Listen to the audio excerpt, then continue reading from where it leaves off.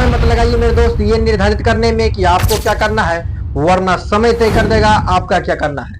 जय हिंद प्यारे साथियों, मैं सौरभ कुमार सौरभ स्टडी सेंटर के इस अमेजिंग प्लेटफॉर्म पर आप लोगों का स्वागत करता हूं। सबसे पहले बता दीजिए कि आप लोग कैसे हैं। उम्मीद करता हूं मस्त होंगे, जबरदस्त होंगे, स्वस्थ होंगे और अपने पढ़ाई में लगे होंगे।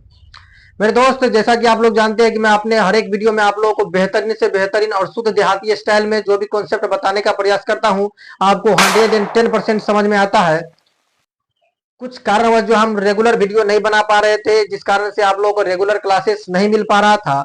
आज के इस वीडियो में हम बात करने वाले क्लास 10 का बहुत ही मोस्ट इंपोर्टेंट चैप्टर के बारे में, जिसका नाम है सांख्यिकी, जिसको अंग्रेजी में कहते हैं स्टैटिक्स। मेरे दोस्त, यहाँ से हर वर्ष 5 नंबर के प्रश्न बनते हैं और काफी ज्यादा ऑब्जेक्टिव क्वेश्चन भी यहाँ से पूछे जाते हैं। सांख्यिकी जिसके अंतर्गत माध्य, माध्यिका और बहुलक के टॉपिक आ जाते हैं, जिसको समझना आपके लिए काफी ज्यादा जरूरी है। और अगर आप यहाँ तो आपके लिए जरूरी है ये है, क्लास 10 में 110% तो जरूरी है ये है, लेकिन आप अगर यहाँ से क्लास 11th में जाइएगा, फिर वहां से 12th में जाइएगा, तो वहां पर भी यह कॉन्सेप्ट आपको सीखना ही होगा, कल सीखना होगा। इससे अच्छा है कि आज ही सीख लीजिए, ताकि आगे जाकर के किसी प्रकार का आपको समस्या नहीं होगा। तो बने रहिए वीडियो के आगे इसी प्रकार से, जहां पर आपके सामने में शुद्ध देहाती स्टाइल में मेरे द्वारा जो भी बताया जाएगा आपको 110% समझ में आएगा, ये गारंटी है। हाँ तो मेरे दोस्त, चलिए आज बात करते हैं माध्य, माध्यिका और बहुलक के बारे में, जो सांख्यिकी के अंतर्गत आते हैं। अगर आप कॉपी पेन लेकर के बैठे हैं तो सबसे पहले मोबाइल को क्या कीजिए, ओरिजेंटल मोड में रखिए। जैसे मान लीजिए मोबाइल आप ऐसे रखे होंगे, इसको ऐसे कर दीजिए, इसको कहते हैं ओरिजेंटल मोड। तो ओरिजेंटल मोड में रख करके पढ़ाई कीजिए, ताकि आपका कॉन्सेप्ट पूरा फोकस के साथ आप कॉन्सेप्ट पर ध्यान दीजिए। देखिए, सबसे पहले आपको हेडिंग में लगा लेना है सांख्यिकी। सांख्यिकी हेडिंग में आपको लगा लेना है सांख्यिकी। सांख्यिकी जिसके अंतर्गत माध्य आ जाता है। उसके बाद आपको पढ़ना है माध्यक के बारे में, और सबसे लास्ट में पढ़ना है बहुलक के बारे में। माध्य, माध्यक और बहुलक सांख्यिकी के अंतर्गत आते हैं, स्टैटिक्स के अंतर्गत आते हैं। इन्हीं 3 टॉपिक के बारे में ये पूरे प्रश्नावली, पूरे अध्याय में पढ़ना है आप लोगों को। देखिए, यहाँ से 2 प्रकार के प्रश्न बनते हैं। सबसे पहले आपका बोर्ड, बिहार बोर्ड में जो प्रश्न पूछा जाता है, सबसे पहले ऑब्जेक्टिव प्रश्न पूछा जाता है। ऑब्जेक्टिव के बाद आपको सब्जेक्टिव प्रश्न पूछा जाता है। सब्जेक्टिव प्रश्न को 2 कैटेगरी में पूछा जाता है, एक रहता है लॉन्ग क्वेश्चन, एक रहता है शॉर्ट क्वेश्चन।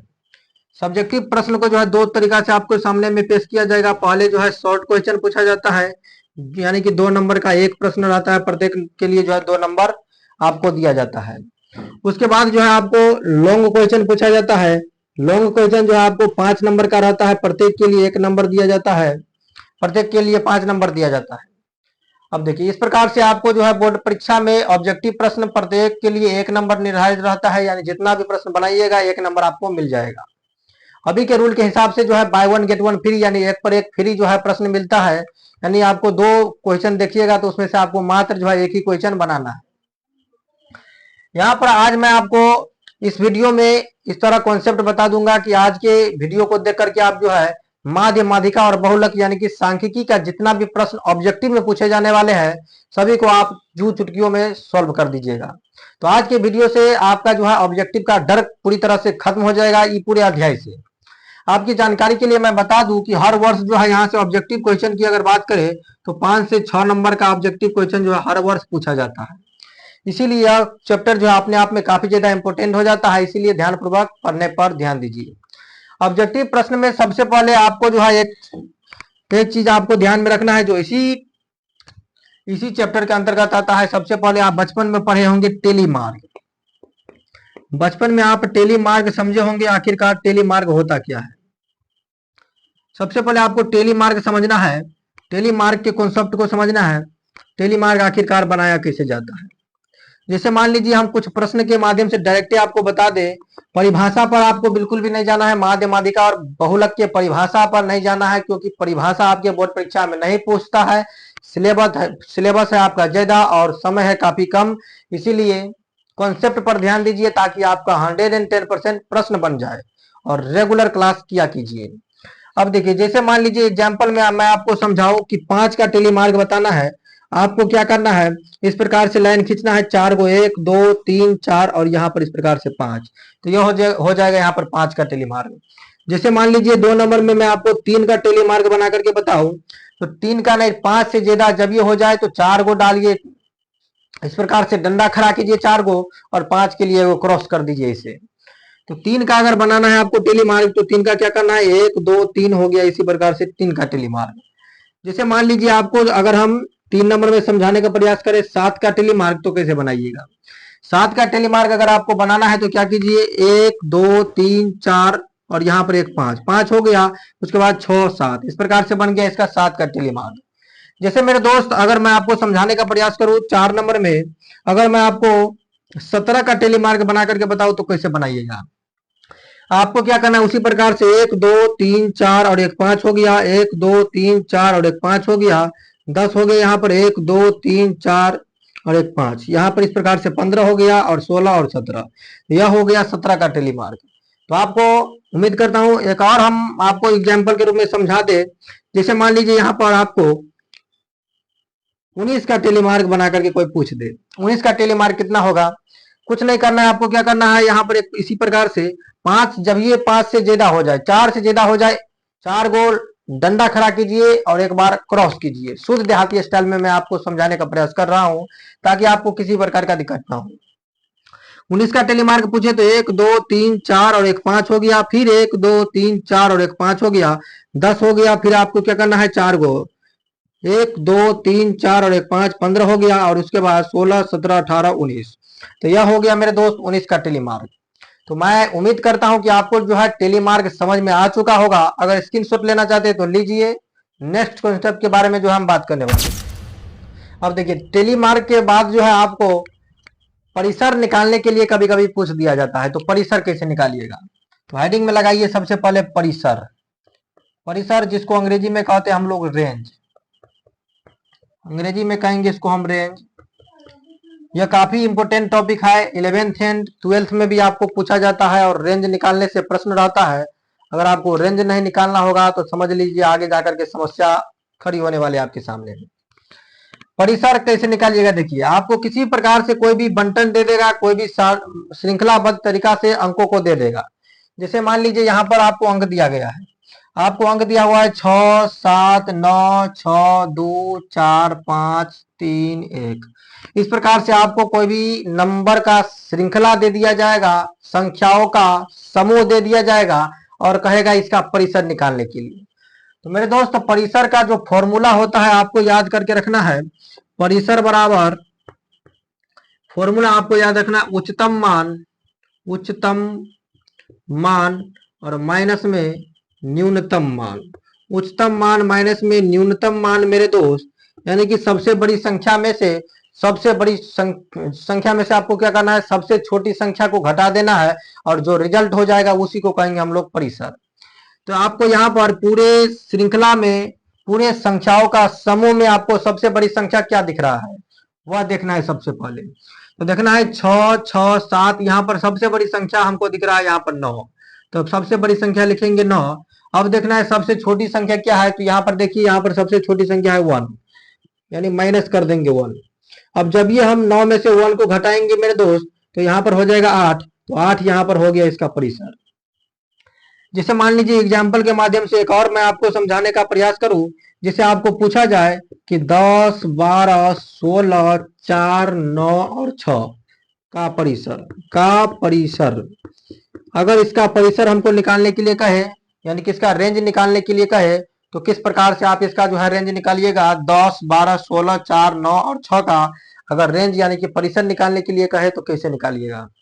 अब देखिए सबसे पहले आपको देखना है यहाँ पर सबसे उच्चतम मान कितना है, तो देखिए सबसे बड़ा वैल्यू यहाँ पर दिख रहा है आपको 16, यहाँ पर लिखिए 16।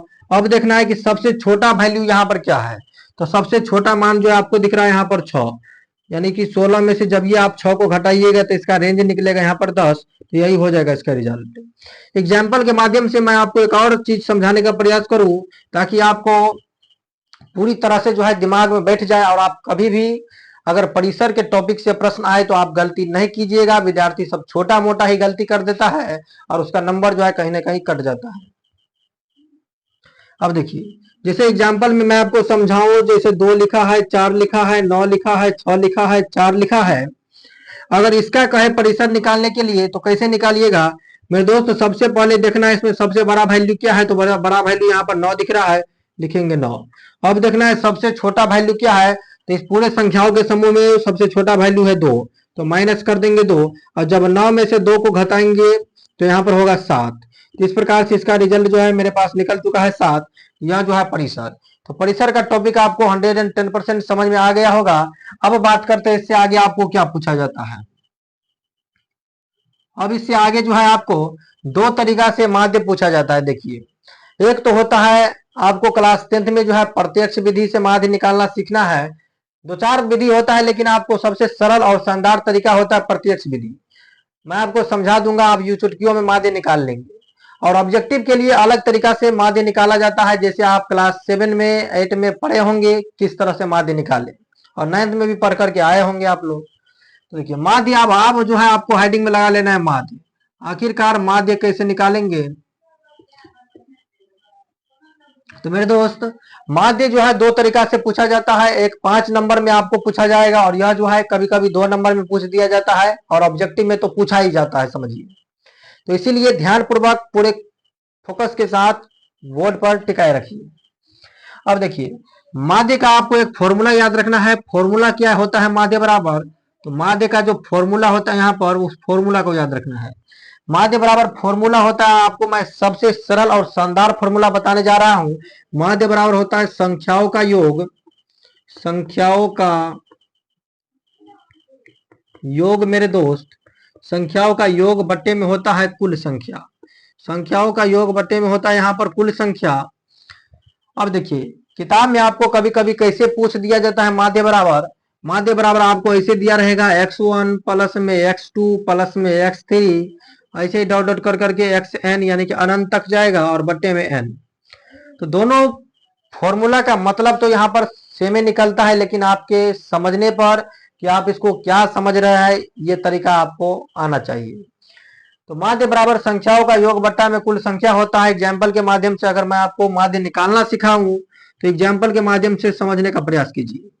जैसे मान लीजिए यहाँ पर लिखा हुआ है 4, यहाँ पर 5, यहाँ पर 6, यहाँ पर 4, यहाँ पर 2 का माध्य का जो है माध्य ज्ञात करें, माध्य ज्ञात करें। प्रश्न पूछा जाएगा 4, 5, 6, 4, 2 का माध्य ज्ञात करें, तो कैसे निकालिएगा? सबसे पहले आपको याद रखना है माध्य बराबर फॉर्मूला क्या होता है। तो माध्य बराबर वही फॉर्मूला होता है संख्याओं का योग। संख्याओं का योग यानी कि सभी को आप इस प्रकार से जोड़ दीजिए, और उसके बट्टा में जितना संख्या है उतना लिख दीजिए। सभी संख्याओं का योग यानी कि 4 प्लस में 5 प्लस में 6 प्लस में 4 प्लस में कर देंगे 2, और बट्टा में देखेंगे संख्या आखिरकार है कितना। तो देखिए, एक संख्या 2, 3, 4, 5, टोटल संख्या है यहाँ पर 5, यहाँ पर बट्टे में लिखेंगे 5 मेरे दोस्त। उसके बाद आपको क्या करना है, सभी को जोड़िए। 5 में 4 जोड़ेंगे 9, 9 में 6 जोड़ेंगे 15, 15 में 4 जोड़ेंगे 19 हो जाएगा, 19 में 2 जोड़ेंगे तो यहाँ पर हो जाएगा 21। यहाँ पर लिखेंगे 21, और बट्टा में हो जाएगा 2। कटाएंगे तो यहाँ पर क्या निकलेगा, सॉरी यहाँ पर है 5 बट्टे में, तो 5, 5 चुका 20, दशमलव बैठाएंगे 5 दूना 10, यानी कि 4.2 जो है इसका रिजल्ट आ जाएगा। तो इस तरीका से आप जो है माध्य आसानी से निकाल सकते हैं, और काफी शानदार तरीका है। एक और एग्जाम्पल के माध्यम से मैं आपको समझाऊं। जैसे मान लीजिए कि यहाँ पर लिखा है 2, यहाँ पर 3, यहाँ पर 4, यहाँ पर 9 है, यहाँ पर 6 है, का माध्य ज्ञात करने के लिए कहे, का माध्य। अगर इसका माध्य कहे आपको ज्ञात करने के लिए, तो कैसे ज्ञात कीजिएगा मेरे दोस्त? आपको वही फॉर्मूला लगाना है, माध्य बराबर, माध्य बराबर फॉर्मूला क्या लगाना है, संख्याओं का योग बटा में कुल संख्या। संख्याओं का योग मतलब जितना भी संख्या दिया हुआ है सभी को जोड़िए। यहाँ पर आपको 2 प्लस में 3 प्लस में 4 प्लस में 9 प्लस में 6 लिखना है, और बट्टा में कुल संख्या कितना है, तो 2 है, 2 4 है, 1 5 है, बट्टे में फिर 5 डालिए। अब सभी को जोड़ दीजिए। 9 में 6 जोड़िएगा तो 15, 15 में 4 19, और 19 में 3 जोड़िएगा तो 22, और 22 में 2 जोड़िए तो 24। तो यहाँ पर हो जाएगा 24, और बट्टा में हो जाएगा 5। इसको जब कटाइएगा तो हो जाएगा यहाँ पर 5 चौका 20, दशमलव बैठाइए, 0 बैठेगा उधर, 5 अट्ठे 40, यानी 4.8 जो है इसका शानदार रिजल्ट आ जाएगा। तो इस तरीका से आप जो है आसानी से माध्य निकाल सकते हैं, और ऑब्जेक्टिव प्रश्न को जो है सॉल्व कर सकते हैं। आगे आपको कभी कभी एक और तरीका से माध्य पूछा जाता है, पहले इसको स्क्रीनशॉट लीजिए, तब आगे हम आगे का कॉन्सेप्ट बताते हैं आपको। अब जो है उसके बाद आपको माध्य एक और तरीका से माध्य दे दिया जाएगा और आपको अल्फाबेट का कोई भी लेटर दिया रहेगा और कहेगा उसका मान निकालने के लिए। जैसे एक प्रश्न के माध्यम से मैं आपको समझाने का प्रयास करूं, एग्जाम्पल के माध्यम से। जैसे मान लीजिए लिखा हुआ है 6 7 2 6 एक्स और उसके बाद 9 दिया है। का माध्य मान लीजिए का माध्य आपको दे दिया जाए 10 है, तो एक्स का मान ज्ञात करें। एक्स का मान ज्ञात करें। इस प्रकार से प्रश्न जो है आपके परीक्षा में ऑब्जेक्टिव में पूछे जाते हैं। इसी प्रकार से प्रश्न दिया जाएगा 6 7 2 6 एक्स 9 का माध्य जो है 10 है, तो एक्स का मान ज्ञात कीजिए। तो देखिए कैसे क्या करना है आपको। सबसे पहले फॉर्मूला तो आपको आना चाहिए। माध्य बराबर क्या होता है, संख्याओं का योग बटा में कुल संख्या। माध्य बराबर फॉर्मूला निकाल लेना है। संख्याओं का योग कितना संख्या दिया है सभी को जोड़िए। 6 प्लस में 7 प्लस में 2 प्लस में 6 प्लस में एक्स प्लस में दिया है 9। उसके बाद बट्टा में देखना है कि कितना संख्या आखिरकार दिया हुआ है। तो संख्या कितना है, 1 है 2 है 3 है 4 है 5 है 6, बट्टे में लिखेंगे 6। उसके बाद देखिए यहाँ पर माध्य बराबर दे दिया गया है का माध्य जो है 10 है, तो 10 बराबर में बट्टा में कुछ नहीं है तो 1। सभी संख्याओं को जोड़ लीजिए और चर पद और अचर पद को जो है अलग अलग जोड़िएगा। ऐसा नहीं कि एक में घुसा दिए सब कुछ को। अब देखिए 7 में 6 जोड़िएगा तो हो जाएगा यहाँ पर 13, 13 में 2 15, 15 में 6 जोड़िएगा तो 21 और 21 में 9 जोड़िएगा तो यहाँ पर हो जाएगा 30। तो यहाँ पर जो रिजल्ट निकलेगा 30 प्लस में साथ में यहाँ पर एक्स है तो एक्स और बट्टा में 6। अब आपको यहाँ पर जो है समीकरण आना चाहिए, क्रॉस मल्टीप्लाई आपको गुना करना आना चाहिए। अब क्या करना है, 6 को यहाँ पर 10 से गुना करना है और 1 से जो है इन दोनों में गुना करना है। अब देखिए मेरे दोस्त यहाँ पर क्या करना है, 1 से जब 30 में गुना कीजिएगा तो हो जाएगा 30, प्लस में 1 से जब x में गुना कीजिएगा हो जाएगा x और बराबर में 10 को 6 से गुना कीजिएगा हो जाएगा 60।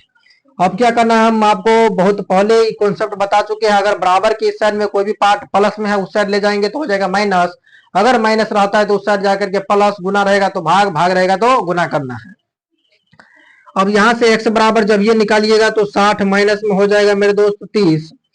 इसीलिए x बराबर जो यहाँ पर निकलेगा 60 में से 30 घटाएंगे तो 30।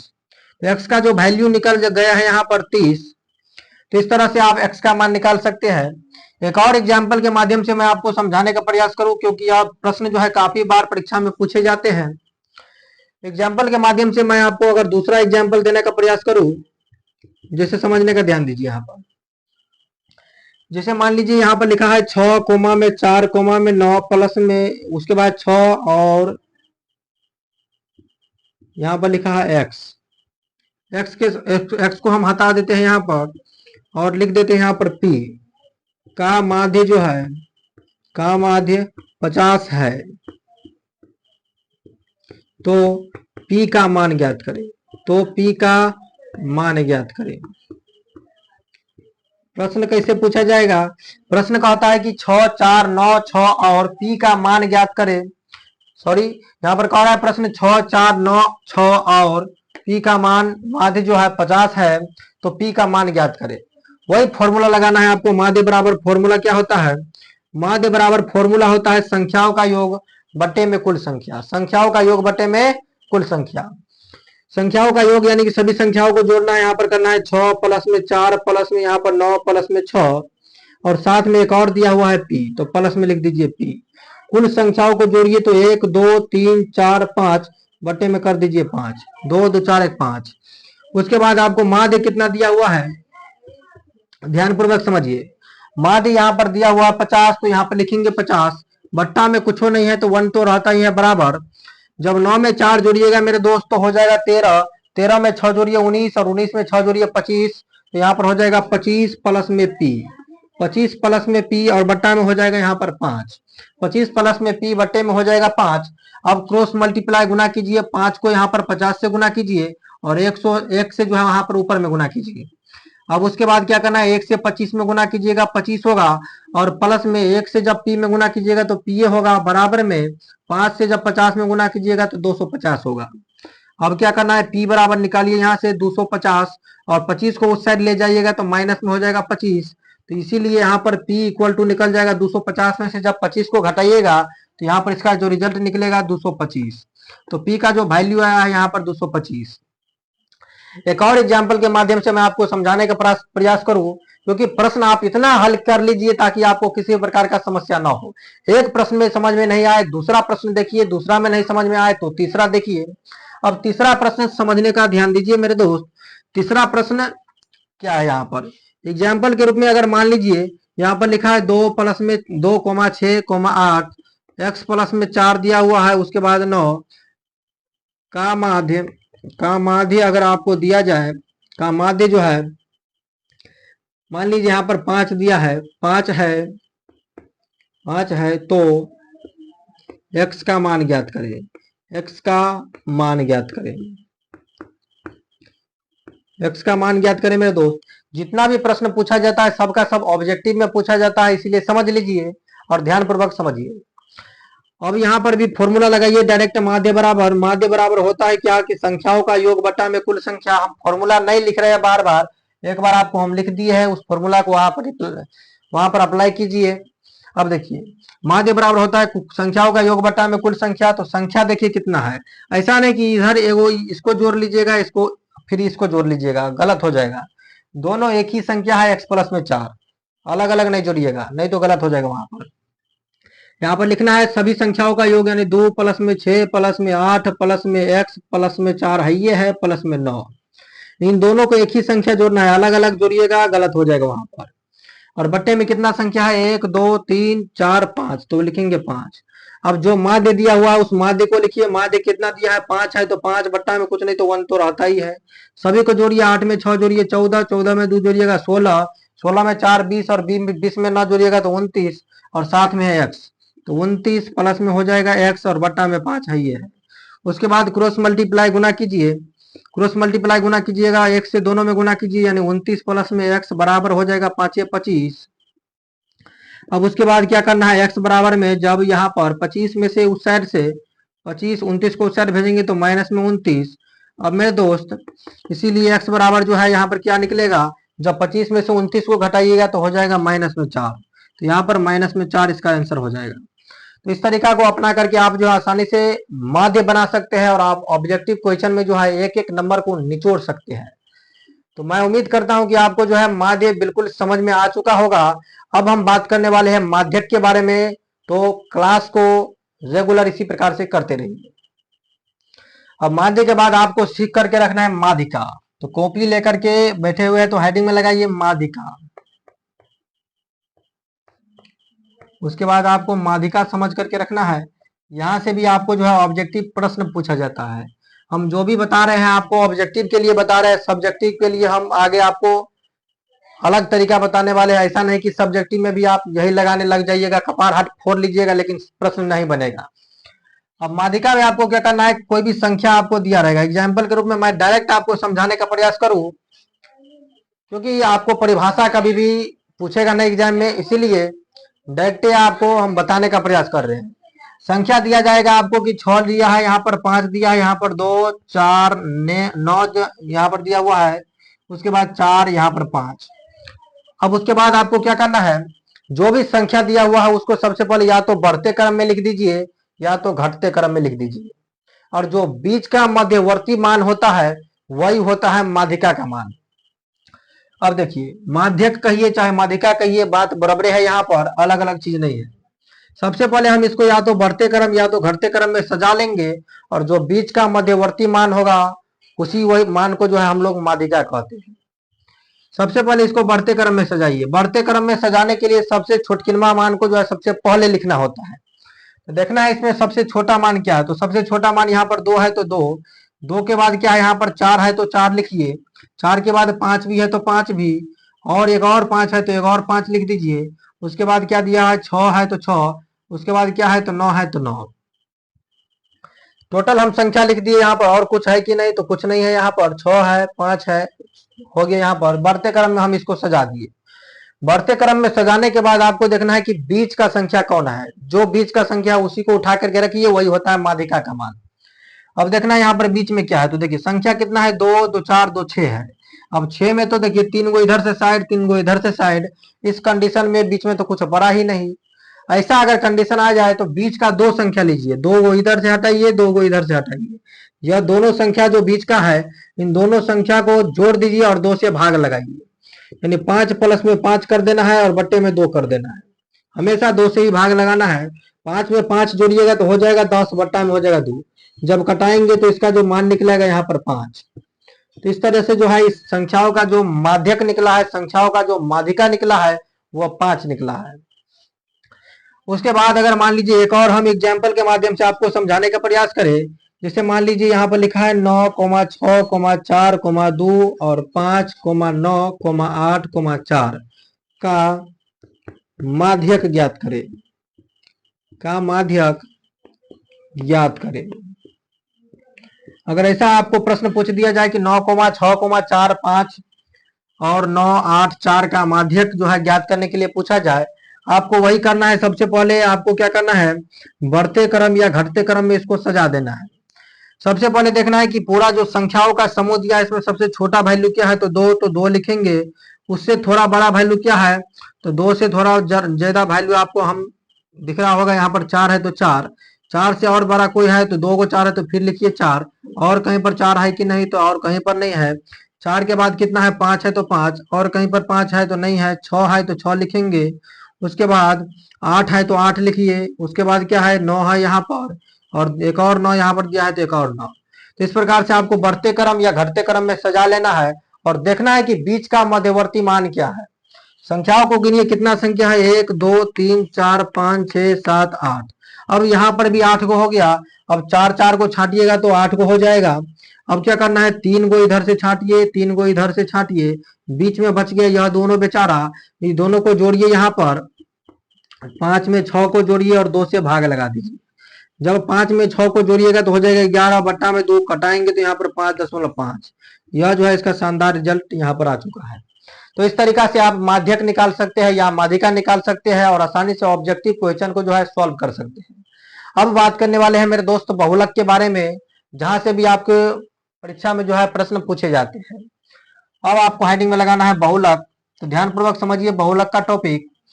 बहुलक क्या होता है, देखिए यहाँ पर बहुलक समझना है। इसके बाद तो ध्यानपूर्वक समझिए आखिरकार बहुलक है क्या।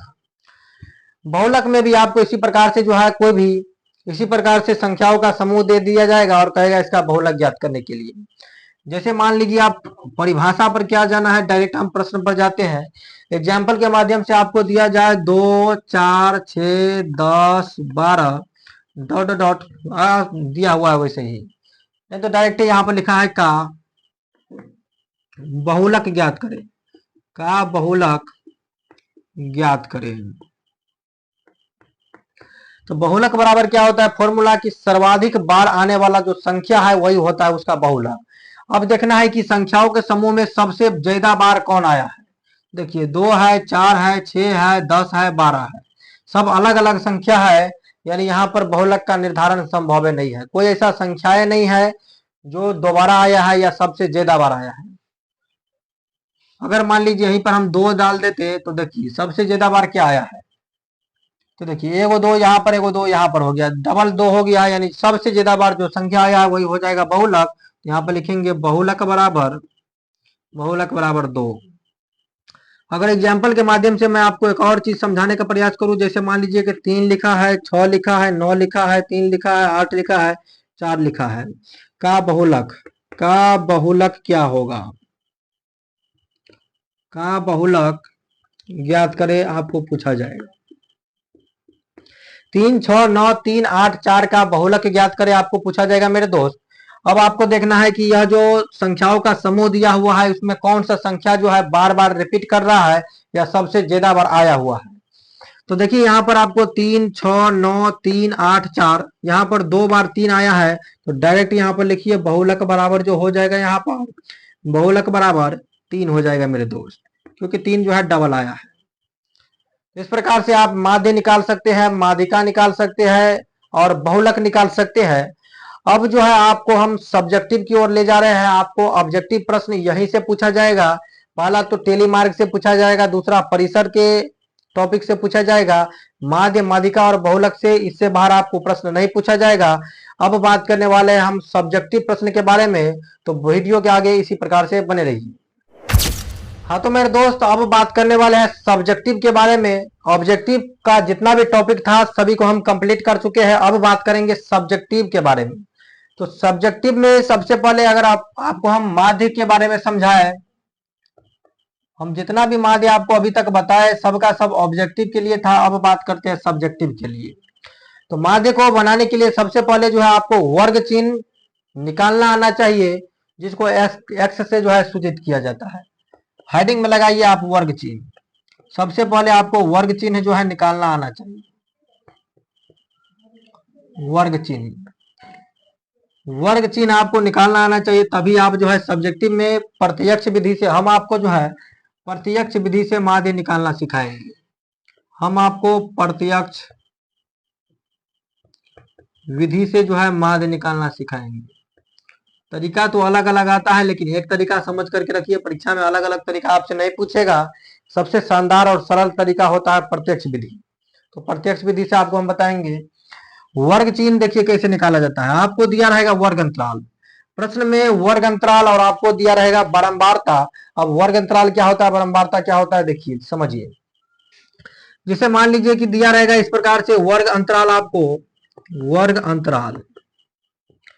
अंतराल में कैसे दिया रहेगा, 0 से 10, 10 से आपको दिया है 20, 20 से यहाँ पर दिया हुआ है मान लीजिए कि यहाँ पर 30, 30 से यहाँ पर 40। और सभी वर्ग अंतराल का अगर आपको वर्ग चिन्ह पूछा जाए तो कैसे निकालिएगा। जैसे मान लीजिए कहेगा कि आपको 20 और 30 का जो है वर्ग चिन्ह ज्ञात करें। 20 और 30 का वर्ग चिन्ह ज्ञात करें। मेरे दोस्त, अगर आपको पूछा जाए कि 20 और 30 का वर्ग चिन्ह ज्ञात करें तो कैसे ज्ञात कीजिएगा, तो देखिए ध्यान पूर्वक समझिए। यहाँ पर 20 और 30 का अगर वर्ग चिन्ह ज्ञात करने के लिए कहे, यहाँ पर और लिखना है, तो क्या करना है आपको, दोनों संख्याओं को जोड़ करके 2 से भाग लगा देना है, बस काम खत्म। 20 में हम 30 को जोड़ेंगे, बट्टा में कर देंगे 2। अब देखिए जब ये 20 में हम 30 को जोड़ेंगे तो हो जाएगा यहाँ पर 50, बट्टा में हो जाएगा 2। इस प्रकार से कट करके इसका जो रिजल्ट निकलेगा यहाँ पर 25। इस तरह से आप जो है वर्ग चिन्ह जो है निकाल सकते हैं। अब देखिए यहाँ पर उसके बाद क्या करना है, जिसे मान लीजिए ये सभी संख्याओं का वर्ग चिन्ह निकालना है। हम डायरेक्ट यहाँ पर वर्ग चिन्ह निकालते चलते हैं। बस क्या करना है, दोनों को जोड़ना है, बटा में 2 से भाग लगाइए, तो 10 में जब 2 से भाग लगाइएगा आएगा यहाँ पर 5। उसके बाद यहाँ पर भी दोनों को जोड़िए, 20 में 10 को जोड़िए, यानी 20 प्लस लिखेंगे 10 बटा में यहाँ पर 2। जब 20 में 10 जोड़िएगा तो 30 बटा में यहाँ पर 2 कट करके आएगा 15।